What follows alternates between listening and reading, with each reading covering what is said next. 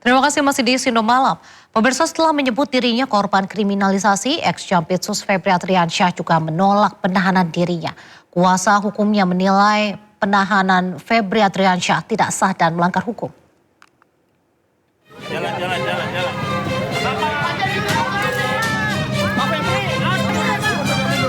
Baru sepekan ditahan, ex-Jampitsus Febri Adriansyah sudah lancarkan perlawanan. Setelah menyebut dirinya dikriminalisasi, kini tersangka pencucian uang itu menolak penahanan dirinya. Kuasa hukumnya menyebut penahanan Febri Adriansyah melanggar hukum acara pidana. Salah satunya telah melakukan penahanan tanpa didahului pemeriksaan sebagai tersangka. Ya, jadi persoalan adalah penahanan sprinhannya sudah diberikan meskipun pemeriksaan tersangka belum dilakukan. Nah, ini tentu saja akan jadi satu persoalan dalam KUHP baru kita, karena di KUHP baru itu ada syarat tambahan untuk proses penahanan yang berbeda dengan syarat yang lama. Misalnya di pasal 100 ayat 5. Jadi penahanan tidak bisa hanya dilakukan dengan alasan subjektif penyidik saja.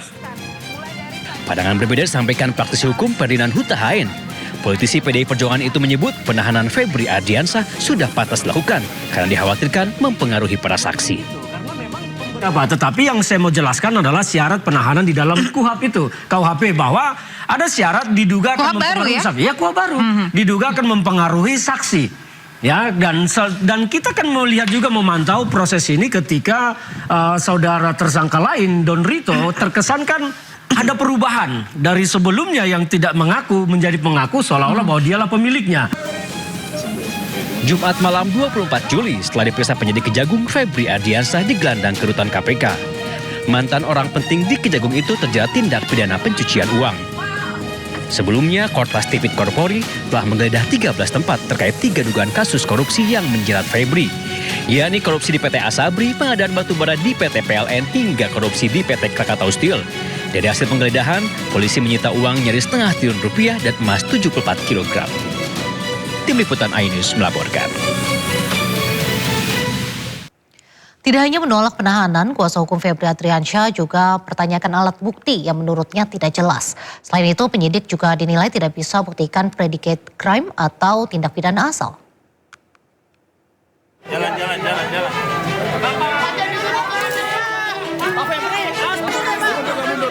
Setelah menjadi tersangka dan ditahan, perlawanan demi perlawanan terus dilancarkan Febri Adriansyah. Salah satunya, pertanyakan dasar penetapan dirinya sebagai tersangka tindak pidana pencucian uang. Kuasa hukumnya menilai selain alat bukti yang digunakan penyidik tidak jelas, penyidik juga tidak bisa membuktikan predikat crime atau tindak pidana asal yang dilakukan oleh Febri Adriansyah. Tidak jelasnya predikat crime atau tindak pidana asal dari pencucian uang ini. Kalau bicara soal TPPU, pertanyaan pertama adalah itu emas milik siapa? Nah, ini kan harus dibuktikan oleh penyidik. Undang-Undang 8 2010 tentang pencucian uang itu disebut ada 25 jenis tindak pidana asal atau predicate crime. Kalau salah sumber dan asal usulnya, maka bisa keliru sampai di ujung.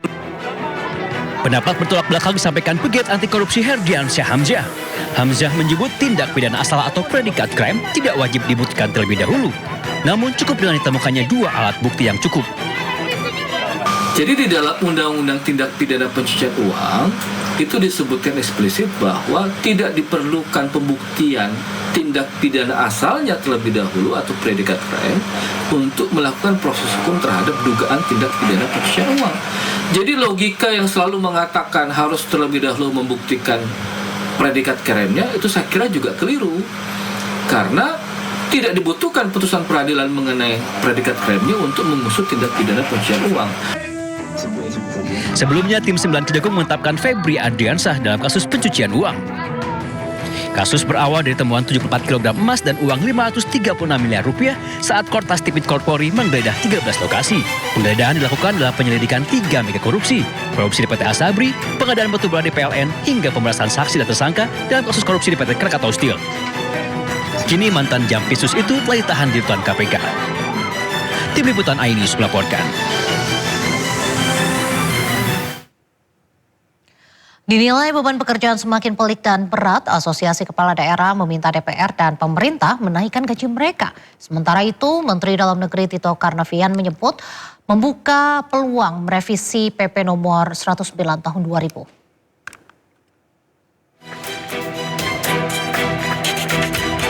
Di tengah maraknya kepala daerah terjerat kasus korupsi, DPR dan Kementerian Dalam Negeri justru tengah mempertimbangkan menaikkan gaji para kepala daerah. Usulan berawal dari keluhan para kepala daerah. Mereka menilai saat ini tugas kepala daerah kian pelik. Tidak hanya menjalankan fungsi pemerintahan, tapi juga mengurus konflik sosial hingga konflik agraria. Melakukan revisi terhadap PP nomor 109 tahun 2000 tentang kedudukan keuangan kepala daerah dan wakil kepala daerah. Poin 2 ini sudah 26 tahun tidak ada penyesuaian, sedangkan perkembangan situasi ekonomi politik kita semakin kompleks dan tanggung jawab kepala daerah juga semakin besar. Tapi ini peraturan pemerintah sudah 26 tahun tidak ada penyesuaian. Menanggapi usulan dari anak buahnya, Menteri Dalam Negeri Tito Karnavian menyebut membuka peluang merevisi peraturan pemerintah nomor 109 tahun 2000 yang mengatur keuangan termasuk gaji para kepala daerah. Tito menyebut aturan berusia 26 tahun itu memang sudah saatnya dievaluasi. Ini dibuat peraturan ini di tahun 2000. Sekarang kita tahun 2026. Sudah 26 tahun peraturan ini dibuat. Situasi sudah berubah. Kenaikan harga juga barang-barang sudah berubah. Kurs juga sudah berubah. Kalau mungkin mau dilakukan penyesuaian, disesuaikan keadaan saat ini, itu bisa saja dilakukan penyesuaian. Tapi sekali lagi, kalau yang berkaitan dengan PAD, saran kami ini juga dipertimbangkan. Meski membuka peluang untuk menaikkan gaji para kepala daerah, namun menurut Tito, besaran dana operasional nanti akan disesuaikan dengan prestasi dan capaian kinerja para kepala daerah. Tim Liputan Ainus melaporkan.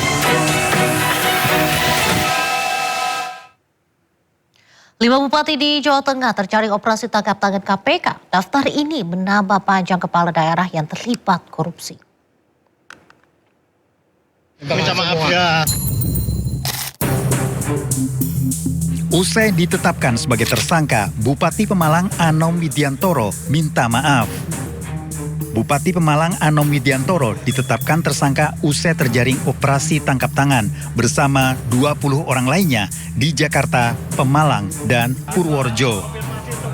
Anom diduga melakukan pemerasan melalui orang kepercayaannya ke sejumlah perangkat daerah maupun rekanan swasta dengan total terkumpul 1,98 miliar rupiah.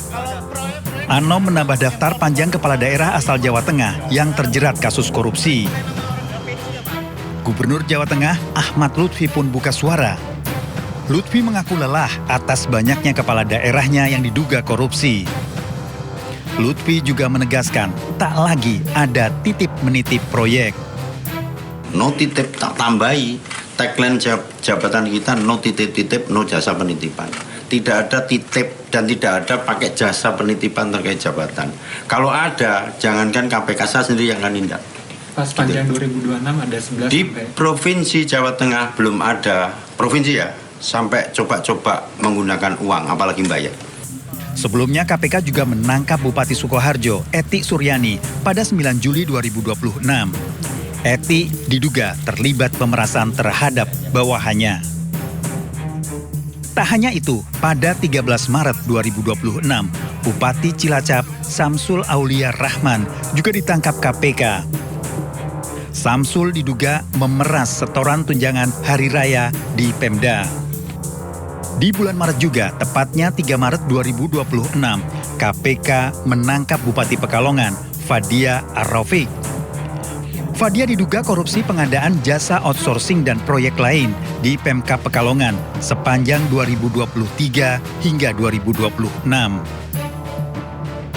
Selanjutnya ada Bupati Pati Sudewo yang menjadi tersangka dalam kasus pemerasan dalam pengisian jabatan perangkat desa. Sudewo juga diduga terlibat suap proyek pembangunan dan pemeliharaan jalur kereta api di bawah Kemenhub. Sudewo ditangkap pada 19 Januari 2026.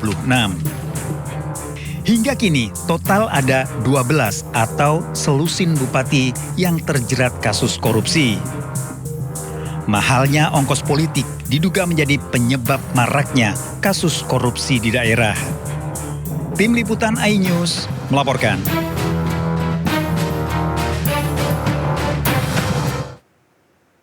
Pemirsa, Kepala Badan Gizi Nasional Sudaryono menyambangi langsung para korban dugaan keracunan MBG di sejumlah rumah sakit di Semarang. Total terdapat 707 korban usai mengonsumsi MBG pada Jumat kemarin.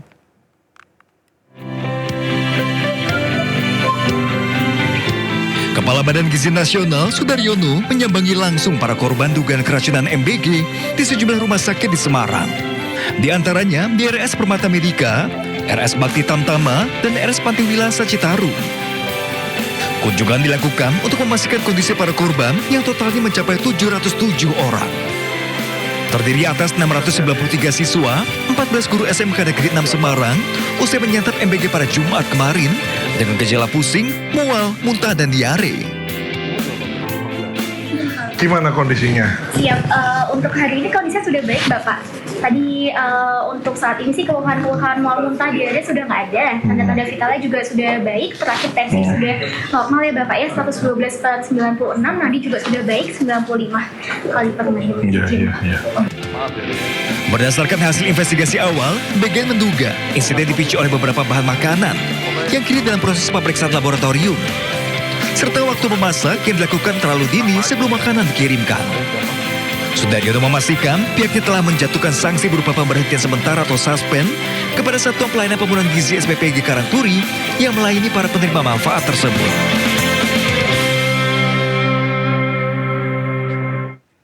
Sementara itu, tabir dugaan korupsi di tubuh BKN semakin terbuka. Kali ini Kepala Badan Gizi Nasional Sudaryono mengungkap banyak rekening SPPG yang tidak jelas. Kepala BGN Sudaryono buka-bukaan terkait dugaan korupsi di Satuan Pelayanan Pembunuhan Gizi. Dari hasil penyelidikan sementara ditemukan 414 rekening ganda atau bahkan belum beroperasi. Total dana yang ada di rekening ini mencapai sebesar sekitar 311,2 miliar rupiah. BGN pun langsung mengembalikan dana ini ke kas negara. Sudaryono pun menegaskan tidak ada SPPG yang kebal hukum. Kami telah menemukan adanya 400, bisa ditampilkan, 414 SPPG atau dapur yang rekeningnya itu kemudian rekeningnya either double atau rekeningnya dapurnya nggak ada atau dapurnya belum beroperasi. Sehingga kami mengembalikan uang negara, uang rakyat sebanyak 311.246.295.184 rupiah. Mahkamah Konstitusi memutuskan anggaran program MBG harus dipisah dari anggaran pendidikan. Kepala PKN tegaskan pelaksanaan program makan bergizi gratis tetap berjalan dan sumber anggaran diserahkan pada pemerintah.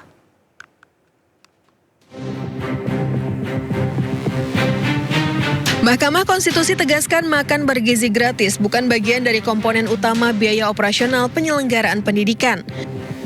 Pemerintah mengalokasikan anggaran pendidikan 769,1 triliun rupiah atau sekitar 20% APBN di 2025 dan dari jumlah tersebut 223,6 triliun rupiah dialokasikan untuk program MBG bagi peserta didik.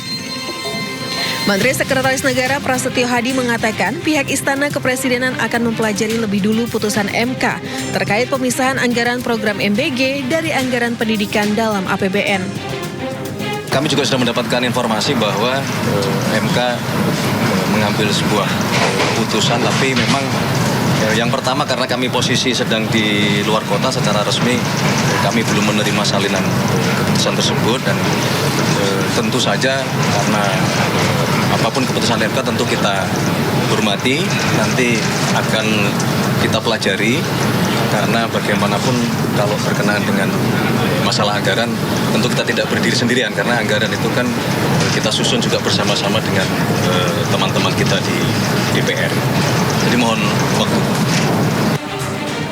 Badan Gizi Nasional atau BGN menyatakan pelaksanaan program makan bergizi gratis atau MBG tetap berjalan di tengah putusan Mahkamah Konstitusi yang mewajibkan pemisahan anggaran pendidikan dan MBG.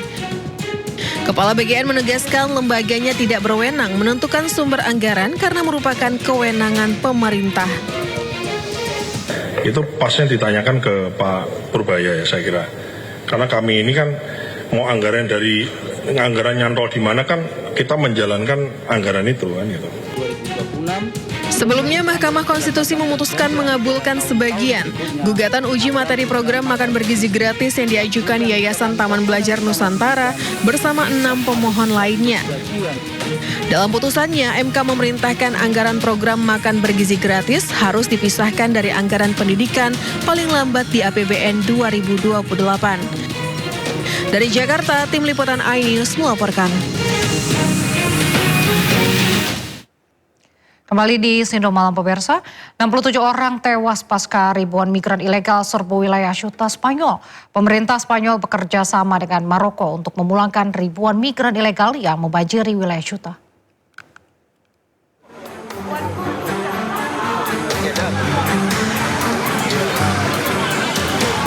Ribuan migran ilegal menyerbu wilayah Ceuta, kota otonom Spanyol di dekat Afrika Utara. Para migran ini berlari dan berdesak-desakan hingga nekat berenang di lautan untuk menerobos masuk melalui perbatasan darat dari Maroko. Bentrokan pun terjadi saat otoritas setempat berupaya menghentikan kerumunan migran di dekat perbatasan. Bahkan sejumlah kendaraan hangus terbakar. Akibat peristiwa ini, 67 orang dilaporkan tewas. Me parece que esto, desde luego, exige una de las condenas más rotundas, particularmente a las mafias que trafican con seres humanos, que engañan a muchos jóvenes y que, precisamente, muchos de ellos encuentran la muerte, ya sea en el océano o ya sea, en este caso, en la frontera con España, en la ciudad autónoma de Ceuta. En todo caso, cooperar con las autoridades marroquíes, a las cuales también agradezco esa voluntad, esa cooperación para que se materializa cuanto antes esa repatriación y, por tanto, la salida de los inmigrantes que llegaron de manera irregular, principalmente en el día de ayer. Y una reflexión adicional que sí me gustaría hacer a los ceutís y también al conjunto de la sociedad española. Sementara ribuan migran terpaksa tidur di taman dan trotoar sepanjang malam. Perdana Menteri Spanyol menyebut telah bekerja sama dengan Maroko untuk memulangkan puluhan ribuan imigran yang berbanjiri Ceuta. Penyebab peristiwa ini belum dapat dipastikan, namun diprediksi terjadi akibat kombinasi faktor ekonomi, dugaan penyeludupan manusia, dan dinamika politik antar Maroko dan Spanyol. Media Iran menayangkan siaran kapal tanker yang berasap di Selat Hormuz. Diduga kapal ini menentang peringatan IRGC di Hormuz.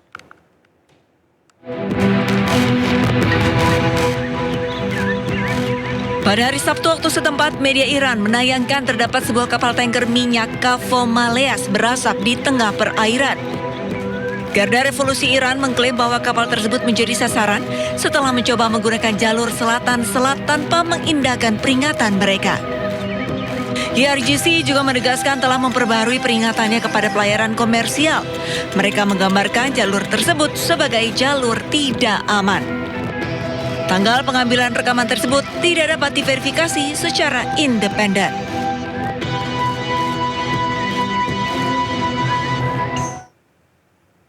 Di tengah memanasnya konflik Amerika Serikat dan Iran, pasukan militer Amerika terus melakukan patroli di kawasan Timur Tengah. Sejumlah pesawat patroli maritim dikerahkan untuk melakukan pengawasan ketat dan mencegah serangan musuh.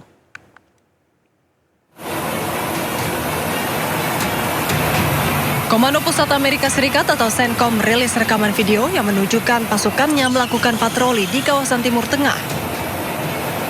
Amerika Serikat telah mengerahkan sejumlah pesawat patroli maritim sebagai bentuk pengawasan ketat dan mencegah serangan musuh.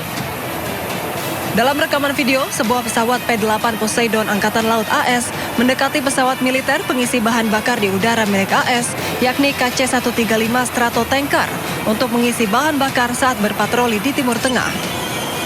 P-8 Poseidon adalah pesawat pengintai khusus yang termasuk di antara banyak aset yang memantau perairan regional selama blokade Amerika Serikat terhadap Iran. Hingga 30 Juli, Senkom mengklaim telah mengalihkan 24 kapal komersial, menonaktifkan 2 kapal, dan mengerahkan 2 kapal untuk memastikan kepatuhan penuh.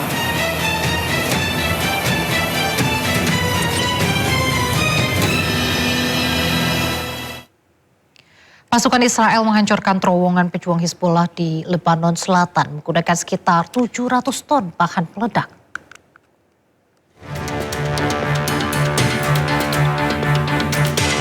Pasukan militer Israel atau IDF menghancurkan jaringan terowongan pejuang Hizbullah di kawasan pegunungan Beaufort, Lebanon Selatan.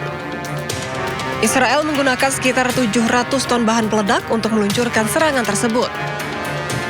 Sebuah rekaman video menunjukkan tentara Israel bergerak melalui terowongan kosong dan memperlihatkan senjata, amunisi, dan peralatan lain yang ditemukan di dalamnya. IDF menyebut pejuang Hizbullah menggunakan lokasi tersebut sebagai markas dan tempat penyimpanan persenjataan militer. Mereka menganggap terowongan tersebut sebagai bagian dari infrastruktur militer yang dianggap sebagai ancaman besar.